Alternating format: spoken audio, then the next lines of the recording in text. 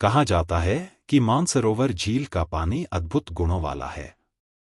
यह विश्वास किया जाता है कि जो व्यक्ति इस झील में स्नान करता है या इसका पानी पीता है, उसे आत्मिक शुद्धि प्राप्त होती है। कई साधु और तपस्वी यहां आकर तपस्या करते हैं और इसे मुक्ति का मार्ग मानते हैं। मानसरोवर झील के नीचे एक रहस्यमय कक्ष या गुफा की कहानियां भी प्रचलित हैं, जहां प्राचीन ग्रंथ या रहस्यमय शक्तियां छिपी हो सकती हैं। हालांकि इसका कोई वैज्ञानिक प्रमाण नहीं है। हिंदू पौराणिक कथाओं के अनुसार मानसरोवर की उत्पत्ति भगवान ब्रह्मा के मन से हुई थी। संस्कृत में मानस का अर्थ है मन और रोवर का अर्थ है झील, अर्थात यह झील ब्रह्मा के मन से उत्पन्न मानी जाती है। यह भी माना जाता है कि मानसरोवर वही स्थान है जहां भगवान शिव और देवी पार्वती ध्यान में बैठते थे। कैलाश पर्वत, जो मानसरोवर के पास स्थित है, को भगवान शिव का निवास माना जाता है। कई भक्त मानते हैं कि मानसरोवर में स्नान करने से उनके पाप धुल जाते हैं और उन्हें मोक्ष प्राप्त होता है। मानसरोवर झील के नीचे एक रहस्यमय कक्ष या गुफा की कहानियां भी प्रचलित हैं, जहां प्राचीन ग्रंथ या रहस्यमय शक्तियां छिपी हो सकती हैं।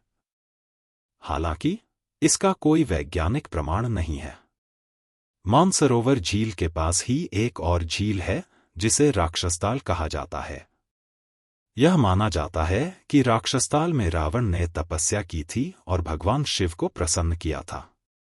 राक्षसताल को अशुभ माना जाता है, जबकि मानसरोवर को पवित्र।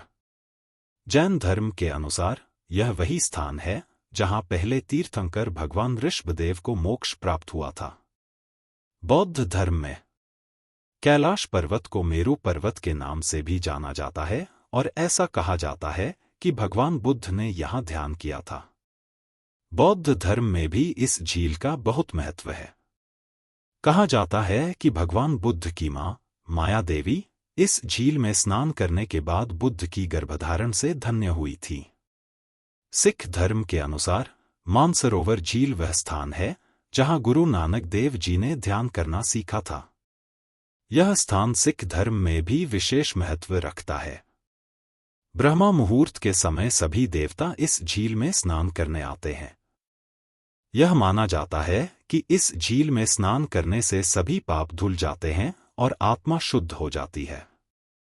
मानसरोवर झील की ऊंचाई लगभग 4590 मीटर 15,060 फीट है और यह पृथ्वी की सबसे ऊंची ताजे पानी की झीलों में से एक है। इसका क्षेत्रफल लगभग 320 वर्ग किमी है। मानसरोवर का पानी बहुत साफ और स्वच्छ है। यह झील तिब्बत के सबसे प्रमुख धार्मिक स्थलों में से एक है, जहां हर साल हजारों तीर्थयात्री आते हैं। राक्षसताल, राक्षस झील।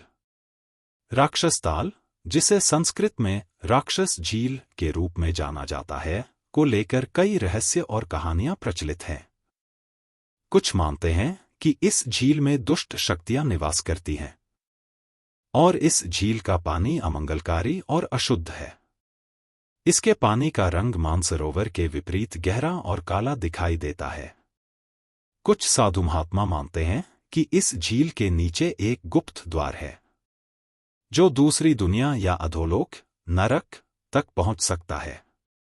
लेकिन यह मात्र कल्पनाओं पर आधारित कहानियां हैं, जिनका कोई भौतिक प्रमाण नहीं है। राक्षसताल का नाम ही इसके पौराणिक संबंधों को दर्शाता है। कहा जाता है कि राक्षस राजा रावण ने इस झील के पास आकर भगवान शिव को प्रसन्न करने के लिए कठोर तपस्या की थी। रावण की शिव भक्ति से संबंधित कई कथाएं इस झील के आसपास जुड़ी हुई हैं।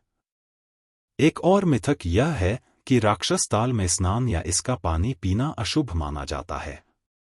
इसके पानी को विषाक्त कहा जाता है और इसका सेवन करने से व्यक्ति पर दुष्ट शक्तियों का प्रभाव पड़ सकता है। इसके विपरीत मानसरोवर का पानी पवित्र और शुद्ध माना जाता है। राक्षसताल मानसरोवर के ठीक पश्चिम में स्थित है और इसकी ऊंचाई भी लगभग समान है। यह एक खारे पानी की झील है, जो मानसरोवर के बिल्कुल विपरीत है। इसका क्षेत्रफल लगभग 250 वर्ग किमी है। वैज्ञानिक रूप से राक्षस ताल एक बंद झील है जिसका पानी खारा है और इसमें कोई जीव या वनस्पति नहीं पाई जाती।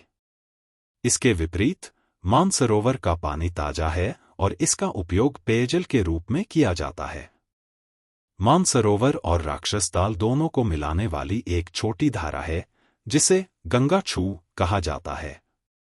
यह धारा दोनों झीलों को एक आध्यात्मिक और भौतिक रूप से जोड़ती है। लेकिन दोनों झीलों का पानी अलग अलग गुणों का होता है।